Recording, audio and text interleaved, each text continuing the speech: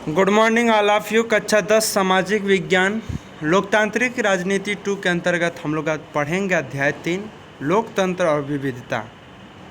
और इसमें हम लोग अभ्यास प्रश्न करेंगे। इससे पहले वाले वीडियो में हम लोग चैप्टर 1 चैप्टर 2 कंप्लीट कर चुके हैं। चैप्टर 1 है सत्ता की साझेदारी, चैप्टर 2 है संघवाद।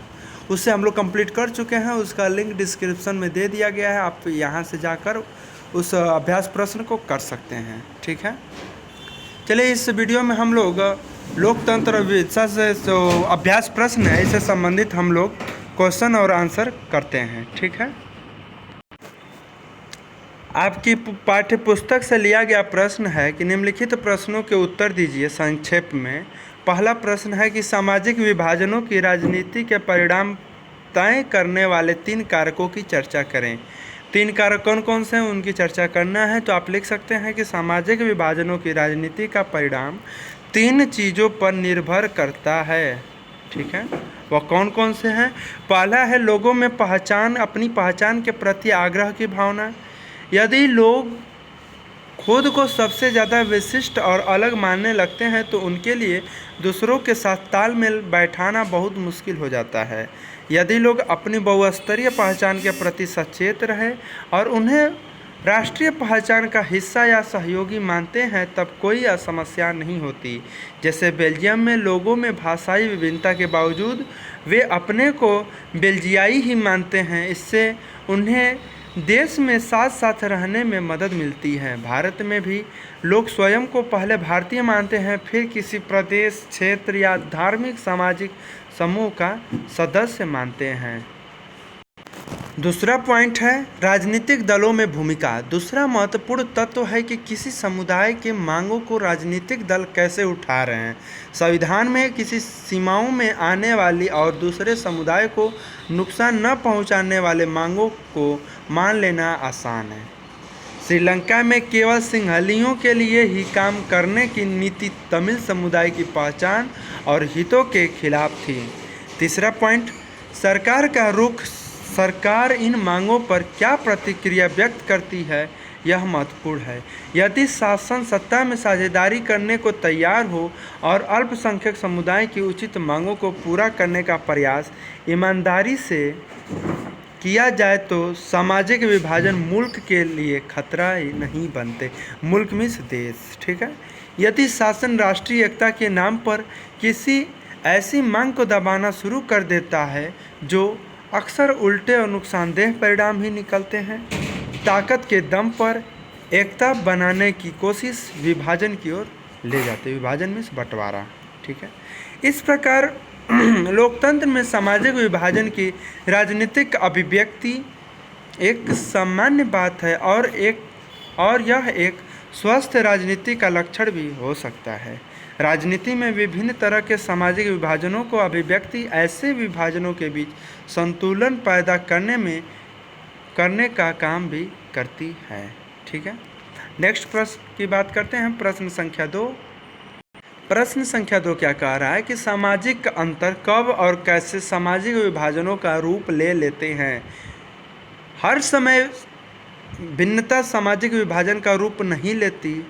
सामाजिक अंतर लोगों के बीच बंटवारे का एक बड़ा कारण जरूर होता है, किंतु यही अंतर कई बार अलग अलग तरह के लोगों के बीच पुल का काम भी करता है। पुल का मीन्स एक माध्यम का काम करता है।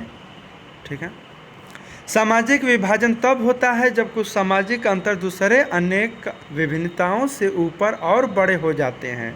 अमेरिका में श्वेत और अश्वेत का अंतर एक सामाजिक विभाजन भी बन जाता है, क्योंकि अश्वेत लोग आमतौर पर गरीब और बेघर हैं।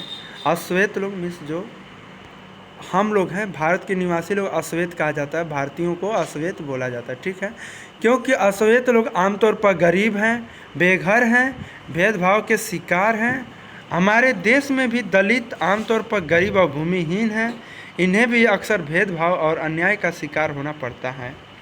जब एक तरह का सामाजिक अंतर अन्य अंतरों से ज़्यादा महत्वपूर्ण बन जाता है और लोगों को यह महसूस होने लगता है कि वे दूसरे समुदाय के हैं, तो इससे एक सामाजिक विभाजन की स्थिति पैदा होती है। ठीक है, अब नेक्स्ट प्रश्न की बात करते हैं। प्रश्न संख्या 3। प्रश्न संख्या 3 है सामाजिक विभाजन किस तरह से राजनीति को प्रभावित करते हैं, 2 उदाहरण भी दीजिए। तो सामाजिक विभाजन और राजनीति का मेल काफ़ी खतरनाक और विस्फोटक हो सकता है, लेकिन लोकतंत्र में विभिन्न राजनीतिक दलों में प्रतिद्वंदिता का माहौल होता है। इस प्रतिद्वंदिता के कारण कोई भी समाज फूट का शिकार बन सकता है। यदि राजनीतिक दल इन विभाजनों के हिसाब से राजनीतिक होड़ करने लगे तो इससे सामाजिक विभाजन राजनीतिक विभाजन में बदल जाएगा। ऐसा कई देशों में हो चुका है, जैसे आयरलैंड इसका एक उदाहरण है। यह ग्रेट ब्रिटेन का एक हिस्सा है। इसमें काफ़ी समय तक हिंसा जाति कुटता रही है। यहाँ की मुख्य आबादी ईसाई है, किंतु उनमें से 53% आबादी प्रोटेस्टेंट है, जबकि 44% रोमन कैथोलिक है। कैथोलिकों को प्रतिनिधित्व नेशनलिस्ट पार्टियां करती हैं। उनकी मांग है कि उत्तर आयरलैंड को आयरलैंड गणराज्य के साथ मिलाया जाए। प्रोटेस्टेंट लोगों को प्रतिनिधित्व यूनियनिस्ट पार्टियां करती हैं, जो ग्रेट ब्रिटेन के साथ ही करने के पक्ष में है। 1998 में ब्रिटेन की सरकार और नेशनलिस्टों के बीच शांति समझौता हुआ, जिससे दोनों पक्षों में हिंसक आंदोलन बंद करने की बात की। यूगोस्लाविया भी इसका एक उदाहरण है। यहाँ धार्मिक और जाति विभाजन के आधार पर शुरू हुई राजनीतिक होड़ में यूगोस्लाविया कई टुकड़ों में बट गया। ठीक है, अब नेक्स्ट प्रश्न बात करते हैं, प्रश्न संख्या 4। प्रश्न संख्या 4 है, सामाजिक अंतर गहरे सामाजिक विभाजन और तनावों की स्थिति पैदा करते हैं। सामाजिक अंतर सामान्य तौर पर टकराव की स्थिति माने नहीं जाते, टकराव की स्थिति तक नहीं जाते। उत्तर, अन्य अंतरों में से महत्वपूर्ण सामाजिक अंतर गहरे सामाजिक विभाजन और तनाव की स्थिति पैदा करते हैं। सभी किस्म के सामाजिक अंतर सामान्य तौर पर टकराव की स्थिति तक नहीं जाते। ठीक है, प्रश्न संख्या 5 देखेंगे, सामाजिक विभाजनों को संभालने के संदर्भ में इनमें से कौन सा बयान लोकतांत्रिक व्यवस्था पर लागू नहीं होता। पहला, लोकतंत्र में राजनीतिक प्रतिद्वंदिता के चलते सामाजिक विभाजनों की छाया राजनीति पर भी पड़ती है। ख, लोकतंत्र में विभिन्न समुदायों के लिए शांतिपूर्ण ढंग से शिकायतें जाहिर करना संभव है। ग, लोकतंत्र सामाजिक विभाजनों को हल करने का अच्छा तरीका है। घ, लोकतंत्र सामाजिक विभाजनों के आधार पर समाज को विखंडन की ओर ले जाता है।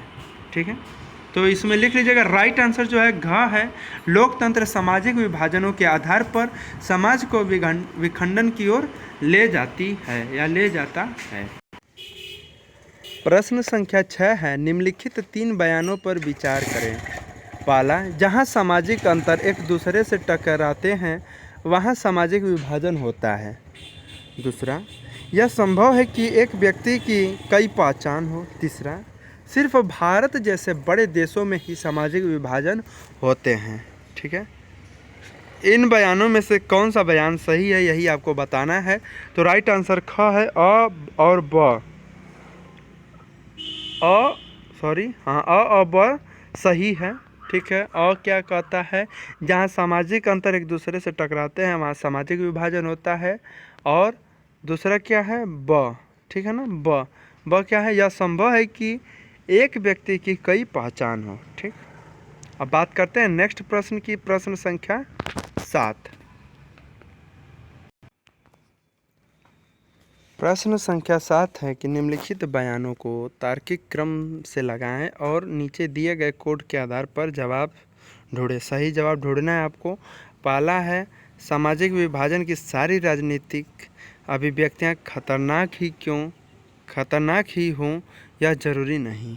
ब, हर देश में किसी न किसी तरह के सामाजिक विभाजन होते ही रहते हैं। ठीक है, विभाजन रहते ही हैं। स, राजनीतिक दल सामाजिक विभाजनों के आधार पर राजनीतिक समर्थन जुटाने का प्रयास करते हैं। द, कुछ सामाजिक अंतर सामाजिक विभाजनों का रूप ले सकते हैं। इसमें से कौन सा सही है, इसका जवाब देना है ख, आपका विकल्प सही है, द, ब, अ। ठीक है, स, ये आपका सही है, इसे आप लोग सही ट्रिक कर लीजिए। ठीक है, बाकी अगला प्रश्न, प्रश्न संख्या 8, निम्नलिखित में किस देश को धार्मिक और जातीय पहचान के आधार पर विखंडन का सामना करना पड़ा? पहला बेल्जियम, भारत, यूगोस्लाविया, नीदरलैंड। तो राइट आंसर भारत। ठीक है, अब हम लोग नेक्स्ट प्रश्न करेंगे। प्रश्न संख्या 9। मार्टिन लूथर किंग जूनियर के 1963 के प्रसिद्ध 1963 के प्रसिद्ध भाषण के निम्नलिखित अंश को पढ़ें।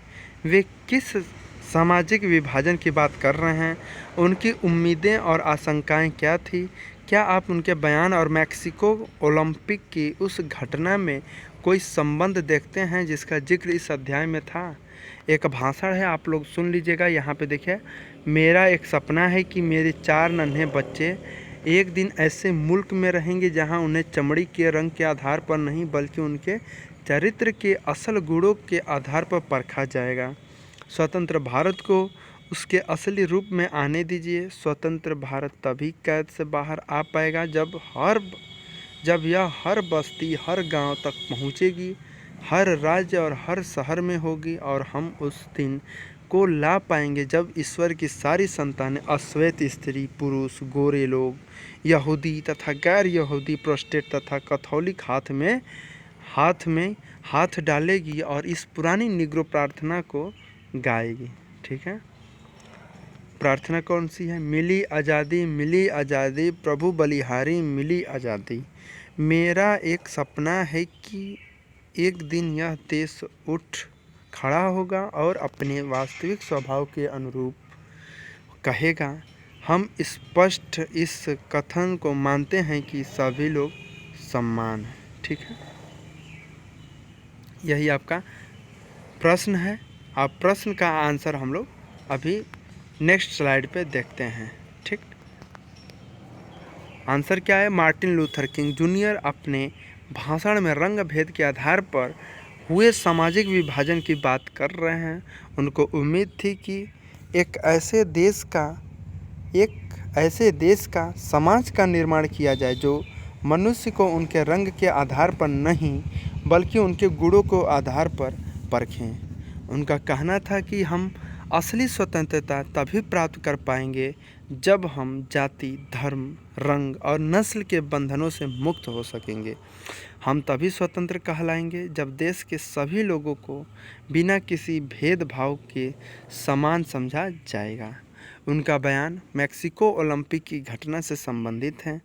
उस घटना के द्वारा भी रंग भेद के विरुद्ध आवाज़ उठाई गई तथा इनके भाषण में रंग भेद को गलत ठहराया गया।